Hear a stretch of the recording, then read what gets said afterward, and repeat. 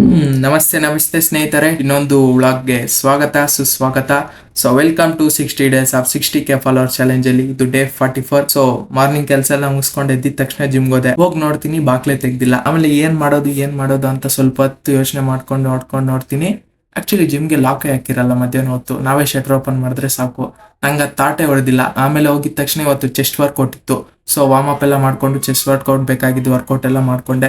ಹಂಗೆ ಇವತ್ತು ನಮ್ಮ ಲಿಯೋ ದಾಸ್ ಬಂದಿರಲಿಲ್ಲ. ನಮ್ಮ ಲಿಯೋ ಅಣ್ಣವರು ಸಂಜೆ ಹೊತ್ತು ಬರೋದು. ಸೊ ನಾನು ಇನ್ನು ನಮ್ಮ ರವೀಶ್ ಅಣ್ಣ ಬಂದಿದ್ರು. ನಾವೆಲ್ಲ ವರ್ಕೌಟ್ ಮಾಡ್ಕೊಂಡು ಚೆಸ್ಟ್ ವರ್ಕೌಟ್ ಒಳ್ಳೆ ಪಂಪ್ ಆಯ್ತು ಗೈಸ್, ಸಖತ್ ಪಂಪ್ ಆಯ್ತು ಇವತ್ತು ಮಾತ್ರ. ವರ್ಕೌಟ್ ಅಲ್ಲಿ ಚೆನ್ನಾಗಿ ಚೆಸ್ಟ್ ವರ್ಕೌಟ್ ಮಾಡ್ಕೊಂಡು ಮನೆಗೆ ಹೋಗಿ ಮಿಲ್ಲಿ ಮೇಕರ್ ಸೋಯಾಬೀನ್ ಅಂತಿರಲ್ವಾ, ಅದು ಎರಡರಾಗ ಯಾವ್ದೋ ಒಂದು ಅದು ಎತ್ಕೊಂಡು ಹೋಗಿ ನಾನು ನಮ್ಮನೆ ಏನೋ ರೆಸಿಪಿ ಮಾಡೋಣ ಅಂತ ನೋಡ್ತೀನಿ. ಆ ರೆಸಿಪಿ ಮಾಡೋ ಟೈಮಲ್ಲಿ ಅವ್ನು ಕ್ರಿಕೆಟ್ ನೋಡ್ತಿದ್ದಾನೆ. ಬಿಡು ಅಂತ ಟ್ರೈ ಮಾಡಿದ್ರಿ ರೆಸಿಪಿ ವರಷ್ಟಾಗಿ ಬಂದ್ಬಿಡ್ತು. ನನ್ನ ಎಕ್ಸ್ಪ್ರೆಷನ್ ನೋಡಿದ್ರೇ ಗೊತ್ತಾಗುತ್ತೆ ನಿಮ್ಗೆ ಎಷ್ಟು ವರಷ್ಟಾಗಿ ಬಂದೈತೆ ಅಂತ.